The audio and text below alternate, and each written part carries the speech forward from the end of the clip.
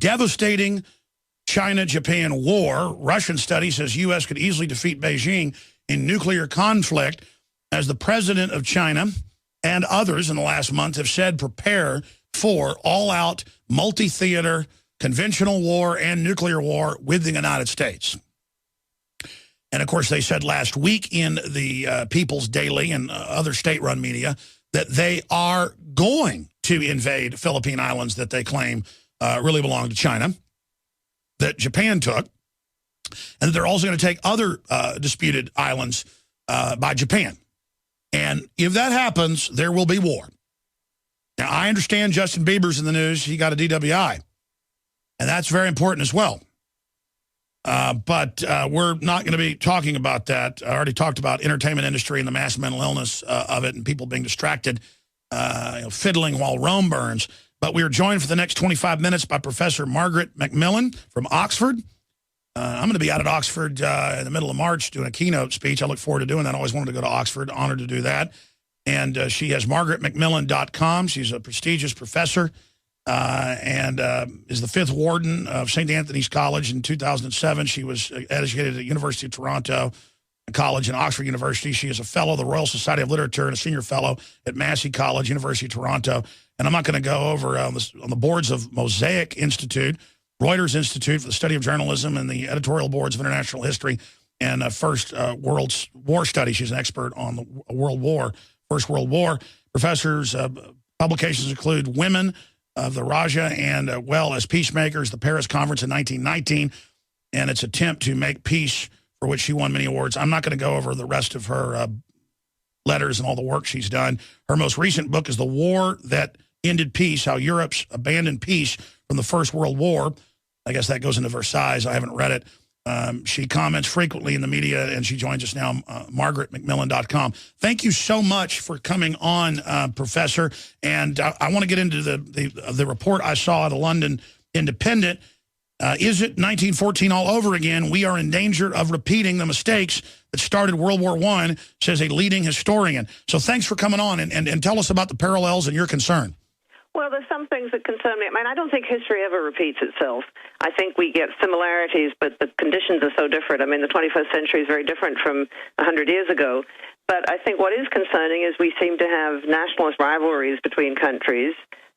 You have a rivalry developing, as you were mentioning earlier on, in the South China Seas, which has the potential for sparking off further tensions and conflicts. You have international ideologies. In the years before 1914, they were international ideologies of anarchists, for example. Today you have international ideologies, of religious ideologies or ultra-religious ideologies. So I think we live in a slightly turbulent time. We have globalization. Both ages are very globalized, and I think you have people worried about the impact of globalization, perhaps turning to their homes and feeling rather defensive. So I think that there are similarities. I mean, I don't think we're bound to end up in the same way they did in 1914, but you always have to be careful.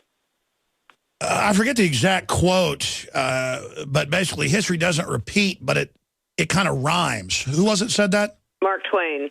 Mark Twain. And humans act the same, even though we have almost godlike weapons and technology now. Would be godlike, to the ancients, Professor.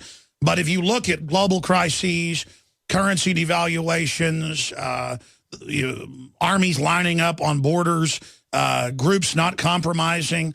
Really, I see the West driving conflict, and I'm obviously not a fan of what Russia and China do. I'm an American, and I'm a Westerner. But at the same time, I really see the West as filling the shoes of the villain in many respects compared to our position in the past. Well, what's your take on that? Well, I think human nature doesn't really change that much. I mean, I think we like to think we're a lot more sophisticated than the caveman. I'm not sure we are. I mean, I think we're still driven, at least in part, by emotions and fears. And I think what's really dangerous is when people lack, or nations lack, the ability to see things from the other person's point of view. And so what nations do to defend themselves and what we do to defend ourselves as individuals, we may think we're just being defensive, we're just looking out for ourselves, but that may really look like aggression from the other side. And I think that's when it gets dangerous, when you fail to understand what the other person might be thinking. And I think what's also dangerous, and you see it with individuals and you see it with nations again, is when their pride gets involved and when their prestige gets involved. I mean, I think an analogy is the members of gangs, who are, to me, rather like knights in the Middle Ages. They'd rather die than be dishonored. And so I think this is a perennial strain in human nature. Now, we've got a more sensible side, and I think we've got a more reasonable side, and we've got a side where we do reach out, we do try and understand each other. So, I never like to think that history is going to repeat itself, but I think we should be warned, we should be careful about being too complacent. History doesn't repeat, it does rhyme, and I think that is true as Mark Twain said it. I mean, here's the issue. You look at the moral authority of the United States or England or many European countries. Look at France in the just disheveled nature that it's going into from what I've been seeing and traveling and witnessing. And I see a cyclical, and of course there's cycles within cycles, and I'd like you to speak to that, Professor, because you're an expert on that. I do see us going into a very sick bottom of the cycle. All the same indicators, the decadence, the debt, the corruption, the almost laissez-faire attitude of dictatorial government and corporations, the power grabbing. And as the establishment senses that, it makes basically everyone become even more feverish, including myself, adding to almost the same electrical hysteria that you see in mass movements of almost like, rats overpopulated in the sewers killing each other. I mean, I'm just kind of throwing a gestalt out there. What's your take on what I'm saying? Well, it's a pretty gloomy picture you have, and I hope it's not all true. But, I think there are things we need to look out for in our own societies. I mean, I don't worry about government debt so much because government debt, if it's going into building infrastructure, I think is actually positively a good thing, just like we borrow to buy houses through mortgages.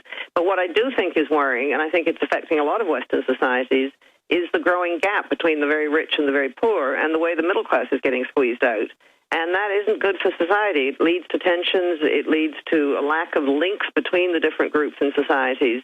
And I think you don't want a society in which a very few people at the top control a great deal of the resources of that society and are able to live in a way which insulates them from the problems of society, because it means they're probably going to have less understanding and less empathy for those who are less fortunate than themselves.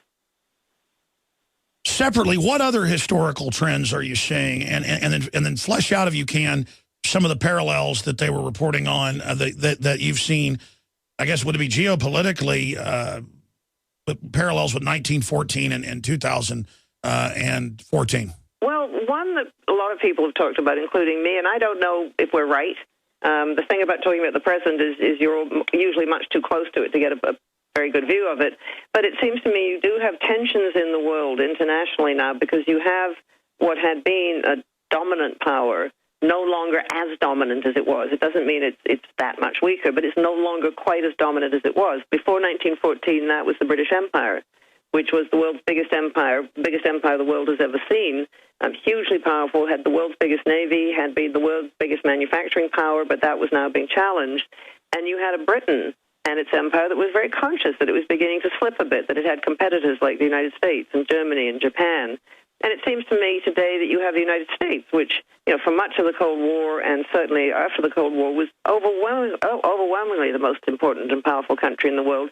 It's no longer perhaps quite as powerful as it was, and that can lead to tension, because nations that feel themselves to be slipping a little bit may react in ways that aren't always predictable, and nations that sort of feel that they haven't yet got their share in the sun can be aggressive and not very tactful. I mean, Germany was not tactful before the First World War. It was sort of pushing its way into the world order and throwing its weight around. And I would say that China's not being particularly tactful today. And so it doesn't make for an easy international situation managing these shifts, often very subtle shifts in the international order. Exactly. I mean, China's not being tactful when they basically say, prepare the nuclear weapons for war with the United States. That is a brazen escalation and quite frankly, frightening.